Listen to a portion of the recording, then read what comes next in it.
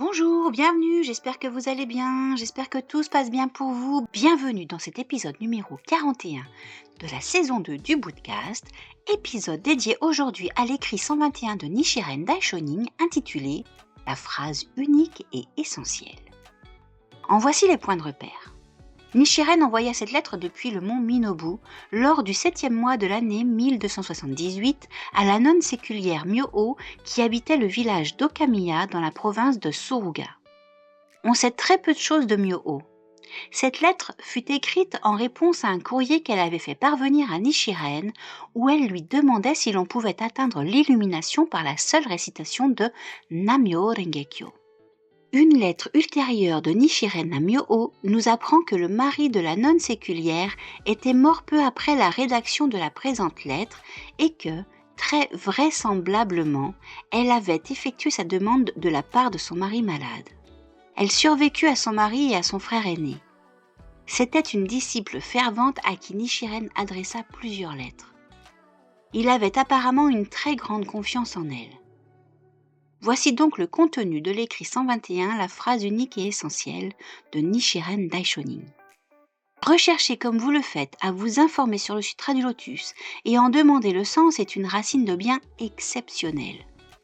En cette époque de la fin de la loi, ceux qui s'enquièrent du sens, ne serait-ce que d'un verset du Sutra du Lotus, sont bien plus rares que ceux qui peuvent projeter le mont Sumeru jusqu'à une autre terre comme s'il ne s'agissait que d'un caillou, ou que ceux qui peuvent donner un coup de pied dans le système de monde majeur comme dans une simple balle.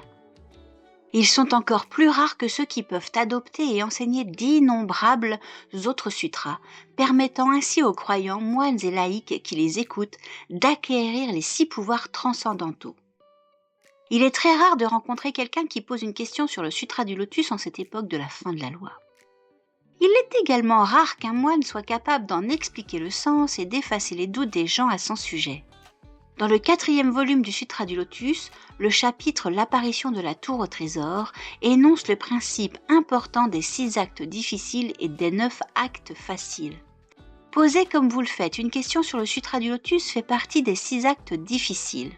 Cela indique à coup sûr que, si vous adoptez le Sutra du Lotus, vous atteindrez la bouddhéité en cette vie.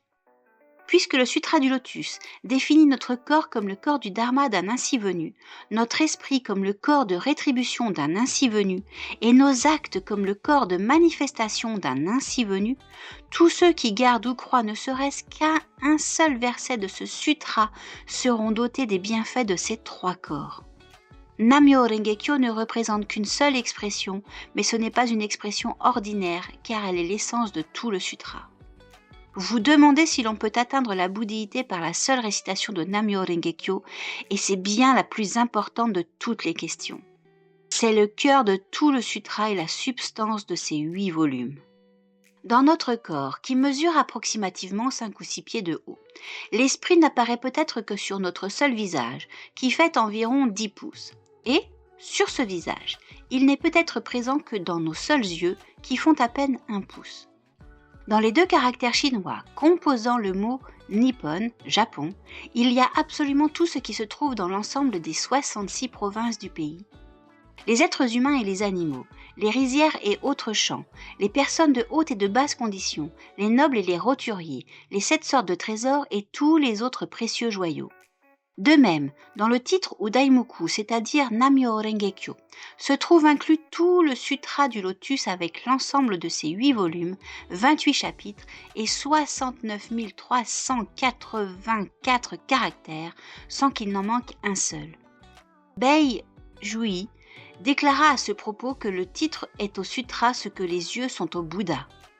Dans le 8e volume de ses annotations sur le commentaire textuel du Sutra du Lotus, Miaolé déclare: quand, par souci de brièveté, on ne mentionne que le Daimoku au titre, tout le sutra est implicitement inclus.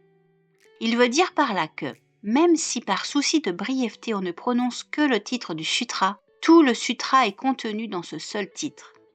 Il existe un point essentiel en toute chose, et le cœur du Sutra du Lotus est son titre, ou Daimoku, Nammyō Renge-kyo. Si vous le récitez matin et soir, vous lisez en fait la totalité du Sutra du Lotus. Réciter le Daimoku 2 fois revient à lire 2 fois l'intégralité du sutra. 100 Daimoku équivalent à 100 lectures du sutra et 1000 Daimoku à 1000 lectures du sutra.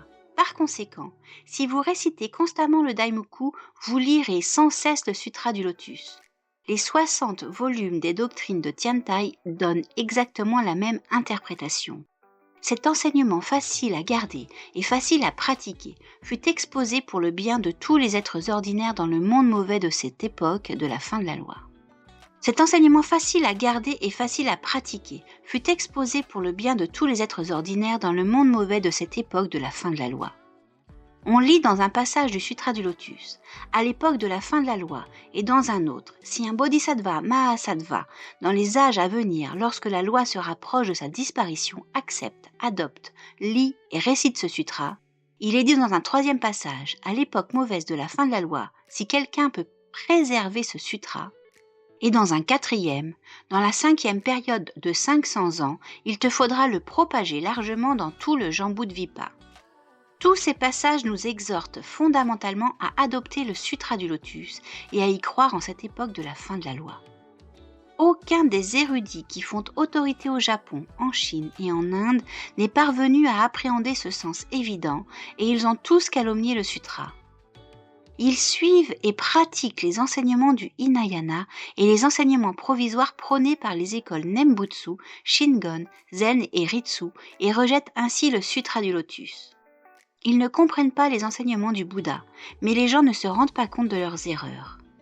Comme ils ont l'air de vrais moines, les gens se fient sans la moindre réserve à ce qu'ils enseignent. Ainsi, ceux qui les suivent sont devenus à leur insu des ennemis du Sutra du Lotus et des adversaires du Bouddha Shakyamuni. À la lumière du Sutra, il est évident que non seulement aucun de leurs vœux ne sera exaucé, mais que leur vie sera brève et que, après cette vie, ils seront voués à la grande citadelle de l'enfer aux souffrances incessantes. Même sans lire ni étudier le sutra, la seule récitation du Daimoku est la cause d'une racine de bien. Le sutra enseigne que les femmes, les hommes mauvais et tous ceux qui sont dans l'état d'animalité et en enfer, en fait tous les êtres des 10 états, peuvent atteindre la bouddhéité en cette vie. C'est encore bien plus merveilleux que le feu produit par une pierre extraite du fond d'une rivière ou qu'une lanterne éclairant un lieu plongé dans l'obscurité depuis 100, 1000 ou 10 000 ans. Si même les choses les plus ordinaires en ce monde sont si merveilleuses, combien plus merveilleux encore est le pouvoir de la loi bouddhique. Nous, êtres ordinaires, sommes enchaînés par le mauvais karma, les désirs terrestres et les souffrances des naissances et des morts. Mais grâce aux 3 potentialités inhérentes à la nature de Bouddha, la bouddhéité inhérente, la sagesse pour la percevoir et les actes pour la manifester, nous pouvons sans aucun doute révéler les 3 corps du Bouddha, à savoir le corps du Dharma, le corps de rétribution et le corps de manifestation.